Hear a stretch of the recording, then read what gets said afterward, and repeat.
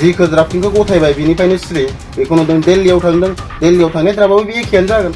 अब्ला जिथु जायगायाव हरनांगौ बेयावनो जुदि गोरोन्थिखौ मावबायबा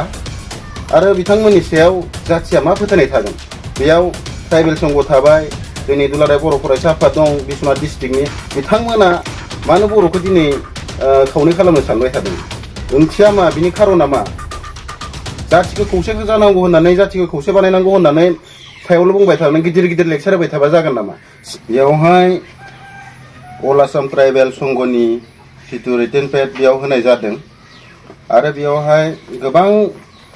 जोंनि ट्राइबेलनि संगठनफोरा खौसे जानानै होदोंमोन नाथाय दुखुनांथाव बाथ्राया बिसो जे जितु जोङो मेमरेन्डाम होनायाव जिफोर गामिनि लिस्टखौ जों नुदों बेयावहाय होदों सनापुर जिपिनि दं उत्तर खलाबारि जिपिनि दं नाथाय बेयाव मोननैसो ओरैबायदि गोदोर गोरोन्थि जालांदों सानदों जोङो मानो होनोबा सत्रं दैनिफ्राय लानानै बुरै दैसिम जों माने बर' एबा ट्राइबेल गामिखौ जों बेयाव नुनो मोनाखै बिनि जाहोना मा जों बेखौ मिथियाखै आरो बिनि फिननायखौ ट्राइबेल संघ बर' एबसु आरो गोबां जोंनि माहारियारि आफाद आरो ट्राइबेलफोरनि जिखिनि संगठन दं बिथांमोना बिनि जोंनि सोंथिनि फिननायखौ बिसोरो होनांगोन आरो होगोन होननानै जों मिजिंथियो मानो होनोबा बेयावहाय अनलि फर सनापुर जिपि बा उत्तर खलाबारिनि जिपि मोननैसो बा गपालपुरनि जिपि मोननैसो गामिखौ लानानै होनाया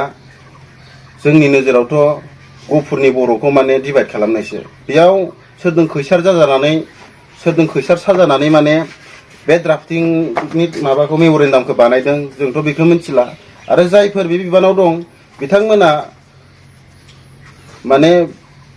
बेनि एन्सारखौ होनो हायाबा जों बिथांमोनखौ बर' हारिनि सुथुर होननानै जों बेखौ सानना लागोन एबा ट्राइबेलनि सुथुर होननानै जों बेखौ सानना लागोन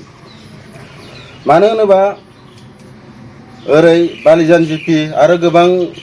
माबायाव जिपियाव जोंनि ट्राइबेल सुबुंफोर दं अनजिमा दं गोबां वार्डआवनो ट्राइबेल मेजरिटि दङ बिथांमोननि राजनितिक भाबे माने जों मार्डार खालामनायखौ जों माने फोजोबस्रांनायखौ जों माने नुहुरनाय जादों बे माने मेमरेन्डामाव स' बेखायनो जायफोरा बे मेमरेन्डामखौ बानायदोंमोन बिथांमोना सोरनि खैसाराव हाबनानै बेखौ बानायदों दिनैसिमबो जोङो बेखौ मोनथिनो मोनाखै आरो जों बेखौ जे खालि धरना होदों बे खालिनो जों एसेबाबो जों थाल मोन्दोंमोन माने मेमरेन्डाम गथायनाय समावनो माने बे बुस्थुआ एसे खिलिमिलि दं होननानै दिनै जों बेखौ अपेन माने जोङो खुला भाबै जों नुनो मोनमारबाय जोंनि साननाया थिगानोमोन बेनि ड्राफ्टिंखौ सोर बानायदोंमोन होननानै नोंथांमोना सानो आरो सोरनि दैदेननायाव होननानै सानो नोंथांमोना बेनि ड्राफ्टिं बानायनाया बिश्वनाथ जिल्ला दुलाराय बर' फरायसा आफादनि पेडआव जों मोन्दों ड्राफ्टिं बानायनायाव बेयाव 10 जन कमिटि दं बर'फोरनिफ्रायबो दं दिउरिनि दं मिसिंनि दं नामफोरखौ जों नोंथांमोननो रोखायै जोङो मेमरेन्डामखौनो जों नोंथांमोननो गथायगोन नोंथांमोना बेयाव देखायनो हागोन मा मा आफादनिफ्राय दङ बेयाव गोबां आफादनिफ्राय दङ ट्राइबेलनि जेसेबांखिनि आफाद माने गफुराव जेसेबांखिनि ट्राइबेल आफाद दङ माने बेखिनि आफादनिफ्राय गासैबो दंजोबो बिनि सायाव नोंथांमोना दिनै मा बेबस्था लागोन दिनै जुदि नोंथांमोननि माबाया फाइनाल लिस्टआव ओंखारमाराबा बेखौ जोङो डिसिसना बेनो जागोन जोङो united from of X N D B हिसाबै जोङो जेब्लायबो रायजोजों थानानै खामानि मावगोन आरो बे जुदि बे मेमरेन्डाम होनायानो जुदि फाइनाल जायोबा जोङो जायफोर मेमरेन्डाम बानायदों बिथांमोनाथ' गिबि माने दायनिगिरिया बिथांमोनानो आरो जोङो जेसेबांखिनि गामिया बिसोर बिथांमोना बेखौ गालांनो नागिरदों फैबाय थानाय इलेक्सनाव जोङो इलेक्सन बर्जन खालामगोन जों बेयाव रावबो पलिटिकेल पार्टि एबा रावबो दल संगठन जोङो हाबोआ बेयाव बे जिखिनि गामिखौ गालांदों बिथांमोनजों जों थाफानानै बे खामानिखौ मावगोन आरो जों खौसेयैनो जों थाफिनो जोङो बेखौ जुजिबाय थागोन जों गफुर हिसाबै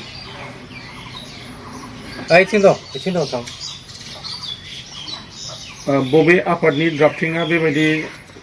माबायाव बेबायदि जाखो जोङो अल आसाम ट्राइबेल संघआ बेखौ राइटिं पेडआ बिथांमोननि हिसाबै जोङो बिथांमोननि लिगआव बेखौ जादों सानदों जोङो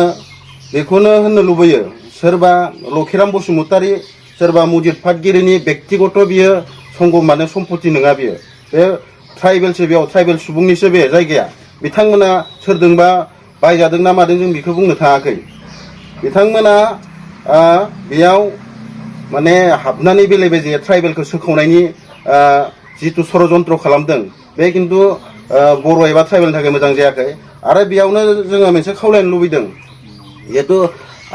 आदित्य खाख्लारि सार बिथांखौ जोङो मोनसे गुरै खावलायहरनो लुबैदों जे गहपुरनि ट्राइबेल संघनि लिडारफोरखौ थाबैनो बिथाङा सोलायनांगौ मानो होनोबा बिथांमोना राजनितिक खैसाराव हाबनानै दिनै जोंनि ट्राइबेल एबा बर'खौ धंस' खालामनायनि षड़यन्त्र मोनसे जोङो सानो बेखौ नोंथांमोना मिथियामोन नामा बिथांमोना गिबियाव जे नोंथांमोना गहपुरावनो थाफिनगोन होननानै बेयाव आन्दलनबो खालामबायदोंमोन बेयाव बिथांमोना मिथियामोन नामा नोंथांमोना जे बेयावनो थाफिनगोन होननानै बेखौथ' क्लियारलि रायलायनाय जादों जे खौसेयै थानांगौ गहपुरावनो थाफिनगोन बयबो होननानै जिहेतु बिथांमोनानिफ्राय मोनसे खोथाखौ जों होनबावगोन बिथांमोनखौ जुदि गहपुराव लाफानोनो गोसो गैयामोनबा बे जे खालि धरना होदों बे खालि बिथांमोनखौ मानि थाखाय एसेबां खस्थ' होनानै हेरेसमेन्ट होनानै लिंहरखो बिथांमोनाथ' गोबां मानसि थांनानै बेयाव सहयोग हैदों दिनै बिथांमोनखौ आन्दोआव दोननानै मानि थाखाय बेबायदि खालामखो आरो जोङो मोनसे खावलायगोन जिहेतु ओरै बालिजान जिपिनिफ्राय हमनानै सत्रं दैनिफ्राय हमना जिहेतु बुरैसिम दङ जोंनि ट्राइबेल सुबुंफोर बर' ट्राइबेल गासिबो मिलायनानै दङ जोङो बे एरियानि जोङो गासैबो जोङो ट्राइबेल माने संगठनफोरखौ जोङो खावलायगोन खौसे जानानै बेखौ जोङो जुजिफिननांगोन धरना गोनांथि जायोबा धरना होफिनगोन मेमरेन्डाम गथायगोन अब्लाबो जोङो बेखौ जोङो गहपुरावनो थाफिननाय बेबस्थाखौ जोङो खालामगोन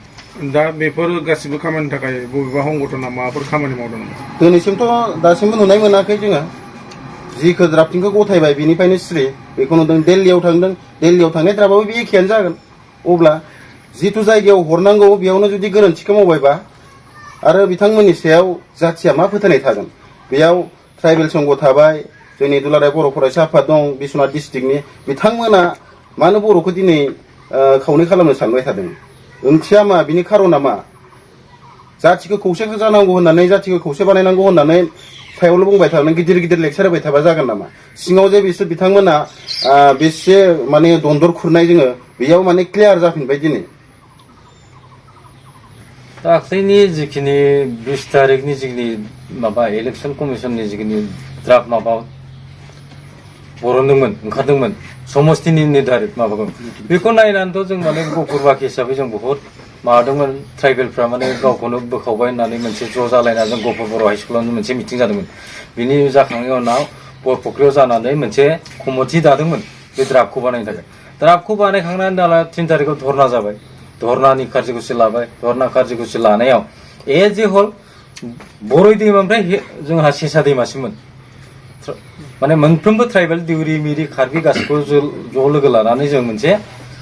धरना कार्ज'कुसि लादोंमोन धरना कार्ज'कुसि लानायनि उनाव जों नुबाय दिनै अकल माने द्राफ्टिंनि लिस्टआव नुबाय जों